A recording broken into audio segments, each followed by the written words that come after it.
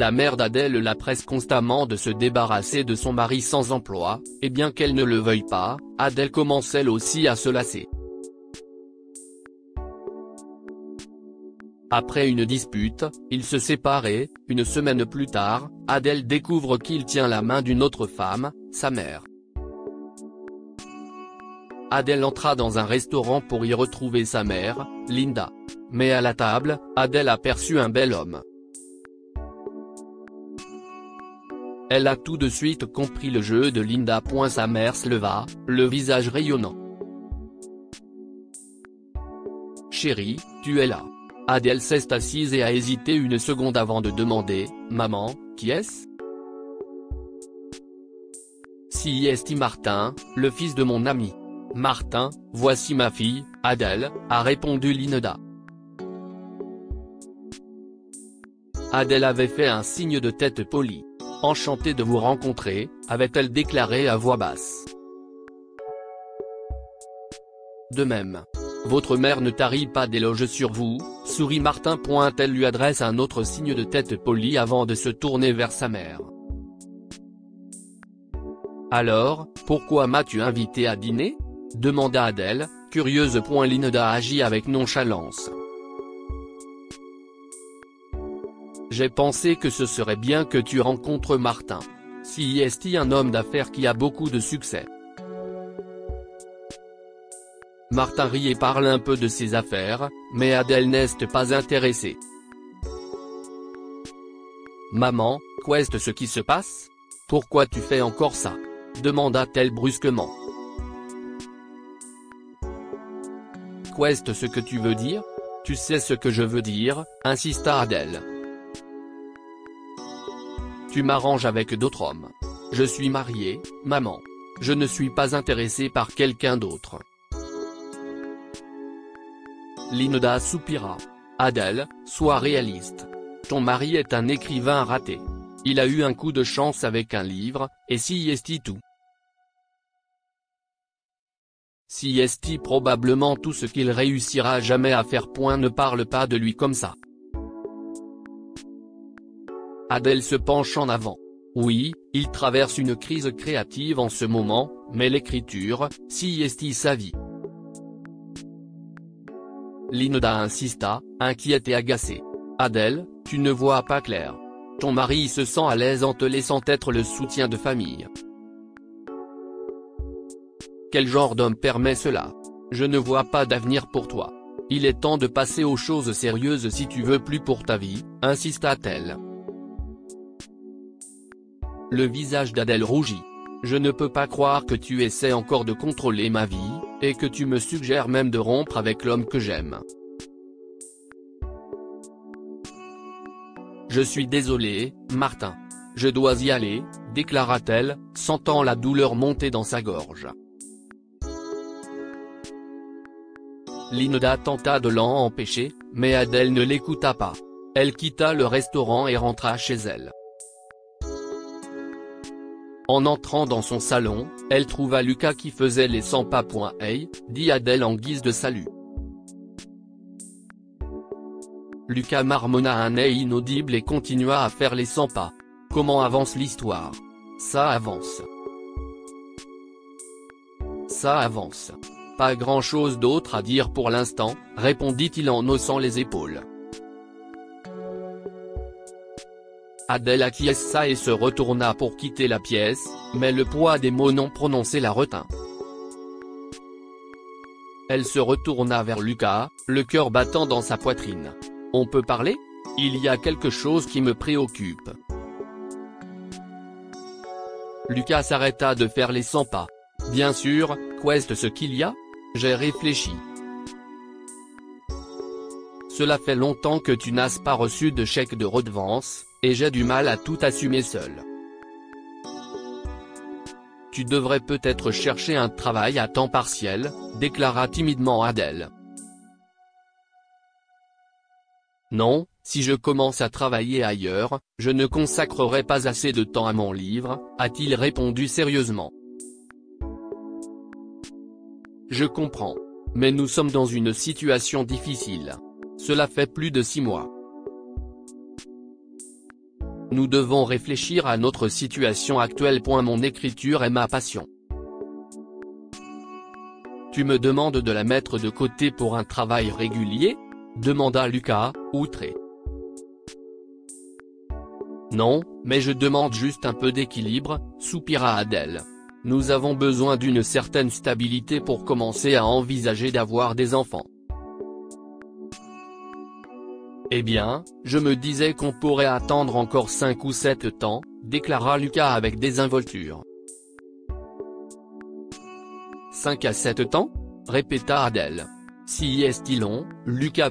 Je ne peux pas me concentrer sur les enfants en ce moment, soupira Lucas. Mon livre a besoin de toute mon attention. La frustration d'Adèle grandit. Qu'en est-il de notre vie commune ? Nous avons besoin d'un plan. Lucas semblait troublé. Mon écriture représente une grande partie de notre avenir. Je ne peux pas l'abandonner. Lucas a l'air troublé. Mon écriture représente une grande partie de notre avenir. Je ne peux pas l'abandonner. Adèle souffla de colère et déclara, eh bien, je voulais juste parler calmement avec toi, mais maintenant je vois les choses clairement. Tu ne comprends pas la gravité de notre situation. Si tu n'es pas prêt à contribuer ou à planifier un avenir avec moi, un avenir que nous voulons tous les deux, alors peut-être que tu dois partir. Tu n'es pas sérieuse là, n'est-ce pas ? Demanda Lucas, choqué. Je suis très sérieuse, affirma Adèle en croisant les bras. L'expression de Lucas se durcit. Il se dirigea vers leur chambre et commença à rassembler ses affaires. Adèle le regardait, le cœur serré. Elle voulait lui dire quelque chose, l'arrêter, mais n'arrivait pas à parler. Avec un dernier regard, il sortit de la maison. Ce fut une nuit terrible pour Adèle. Le lendemain matin, elle n'a aucune nouvelle de son mari, et le jour suivant était le même. Bientôt, une semaine s'écoula sans un seul message ou appel de sa part. Elle se sentit coupable et pleine de regrets. Le week-end arriva et Adèle se sentit oppressée par sa maison isolée. Décidant qu'elle avait besoin de changer d'air, elle est allée se promener. Bientôt, elle se dirigea vers les berges de la rivière, au cœur de la ville. Pendant une courte période, elle oublia Lucas et la douleur de leur séparation. Cependant, son moment de paix fut brisé lorsqu'un petit bateau apparut. Sur le petit pont, une table était dressée avec de la nourriture et du vin. Mais ce qui arrêta vraiment Adèle, ce fut la vue de Lucas en train de s'amuser avec sa mère. Poussée par un besoin désespéré de réponse, Adèle suit le bateau le long de la rive. Mais malgré ses efforts, le bateau s'est éloigné trop loin. Elle se rendit immédiatement chez Linda et attendit, ruminant chaque minute qui passait. Mais le bruit d'une voiture qui s'approchait la sortit de sa rêverie angoissée. Adèle sortit et se dirigea vers le porche de sa mère. Les yeux de Linda s'écarquillèrent. « Oh, ma chère, que fais-tu ici ?» demanda Linda. « Je veux la vérité », répondit Adèle d'une voix ferme. « Qu'est-ce que tu racontes ? Oh, s'il te plaît, ne fais pas l'idiote. Tu sais très bien de quoi je parle. » « Je t'ai vu sur le bateau aujourd'hui avec Lucas. Dis-moi la vérité tout de suite », demanda Adèle. L'expression de Linda se transforma en peur, mais réalisant qu'il n'y avait pas d'issue, elle invita sa fille à entrer. « Viens à l'intérieur, Adèle. Je vais tout te dire », déclara-t-elle. Elles se rendirent dans le salon, et le silence s'étira de façon inconfortable. Après notre discussion au restaurant, je me suis senti très mal, a commencé Linda, en allant droit au but. J'étais à la maison et je pensais à toi. Puis mon téléphone a sonné, et c'était Lucas. Il m'a raconté votre dispute et m'a dit que tu l'avais mis à la porte.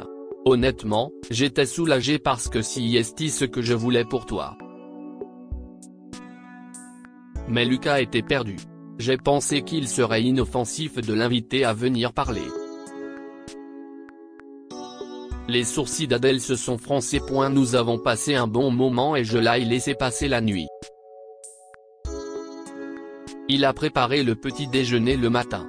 Au moment de partir, il m'a demandé si nous pouvions nous revoir.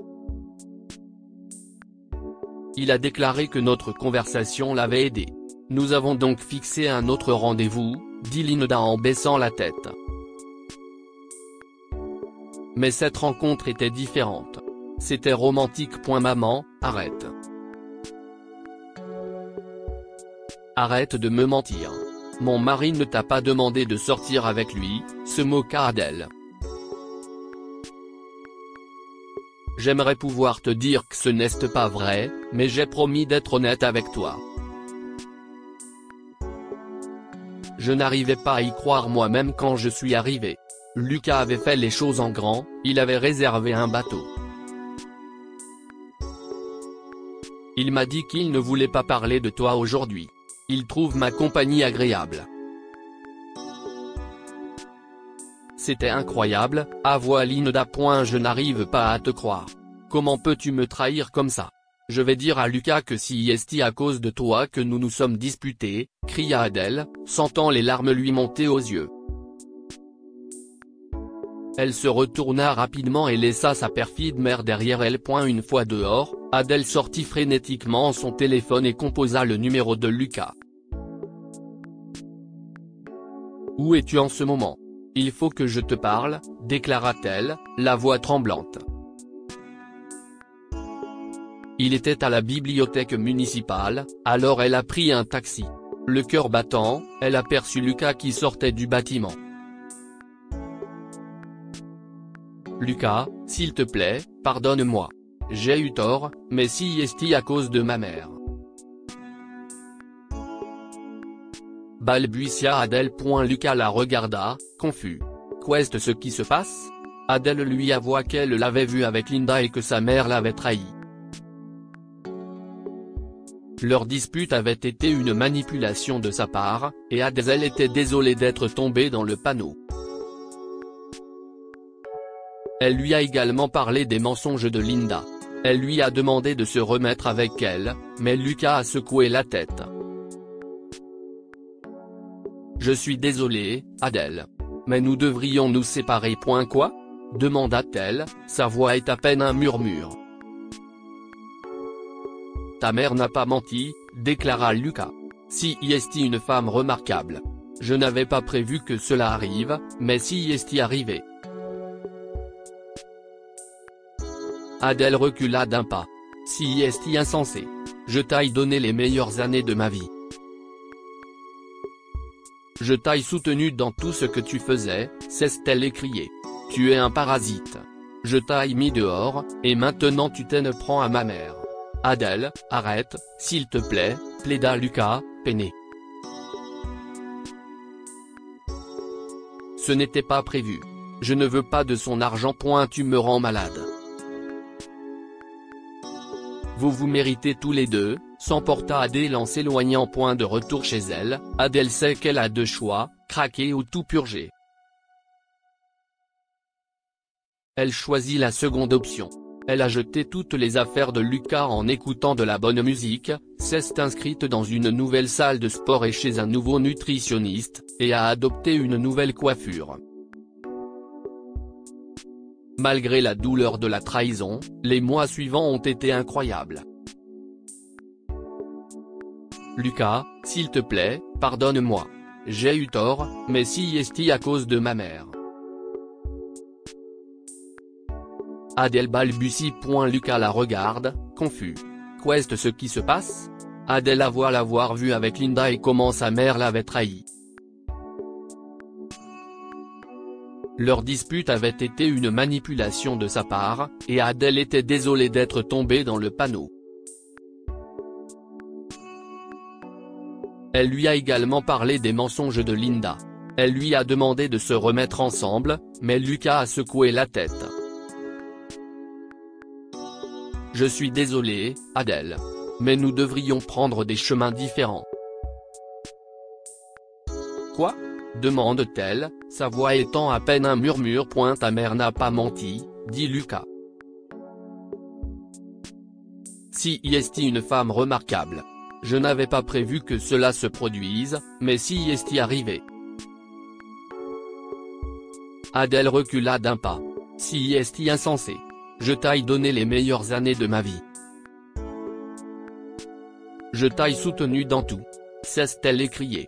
Tu as une utilisatrice. Je t'ai mis à la porte, alors maintenant tu t'en prends à ma mère. Adèle, arrête, s'il te plaît, a plaidé Lucas, peiné. Ce n'était pas prévu. Je ne veux pas de son argent. Vous me rendez malade. Vous méritez tous les deux, grogne Adèle en s'éloignant. Quand Adèle est rentrée chez elle, elle savait qu'elle avait deux choix, craquer ou tout purger. Elle a choisi la deuxième option. Elle a jeté toutes les affaires de Lucas en écoutant de la bonne musique, s'est inscrite à une nouvelle salle de sport et à un nouveau nutritionniste, et a adopté une nouvelle coiffure. Malgré la douleur de la trahison, les prochains mois de sa vie ont été incroyables. Mais un jour, on a sonné à la porte. Sur le palier se tenait sa mère, le visage baigné de larmes.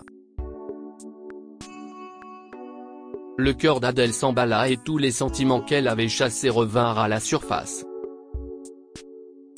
« Pourquoi es-tu là ?» s'interrogea Adèle, le ton prudent. Oh, ma chérie, je suis tellement désolée. Sanglota-t-elle. Je suis la pire mère du monde. Et la compassion s'installa dans le cœur d'Adèle et elle laissa Linda entrer. Peux-tu me dire ce qui s'est passé ? demanda Adèle. Au lieu d'expliquer, Linda a sorti un livre de son sac et l'a tendu. Adèle jeta un coup d'œil à la couverture, ses yeux s'écarquillèrent lorsqu'elle reconnut le nom de l'auteur, le nouveau livre de Lucas. Qu'est-ce ce que cela signifie ? demanda-t-elle, confuse. Ce vaut rien. Il s'est servi de moi, Adèle. Il faut que tu le lises, déclara Linda, la voix brisée, luttant pour retenir davantage de larmes. Adèle ouvrit le livre de Lucas et commença à lire, ses yeux parcourant les pages rapidement mais attentivement. Linda attendit, ses sanglots se calmant. Lucas avait créé un personnage, une femme, qui était le reflet de la trahison et de la tromperie. Ce personnage était dépeint comme une femme qui avait impitoyablement déchiré sa propre famille, manipulant sa fille à la recherche d'une liaison scandaleuse avec un homme plus jeune. Le cœur d'Adèle se serra à mesure qu'elle rassemblait les pièces du puzzle. Le personnage du livre de Lucas, c'était une description à peine voilée de Linda. Sa mère, à présent un peu plus calme, regarda Adèle avec des yeux pleins de tristesse. « Je l'ai cru, Adèle.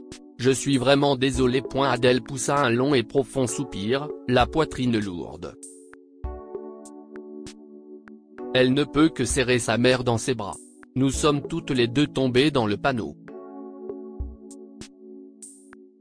Je te conseille de lire ces mots et de les purger de ta vie, déclara-t-elle dans l'épaule de sa mère. Dites-nous ce que vous pensez de cette histoire et partagez-la avec vos amis. Elle pourrait les inspirer et illuminer leur journée. Amber, une mère célibataire, soupçonne que quelque chose ne va pas lorsque son fils Johnny commence soudainement à perdre du poids. Un jour, elle le suit à l'école et voit la nouvelle enseignante de Johnny s'emparer de son déjeuner. Lorsqu'Ambé signale le problème au directeur de l'école, son fils lui révèle quelque chose de plus déchirant. Voici l'histoire complète.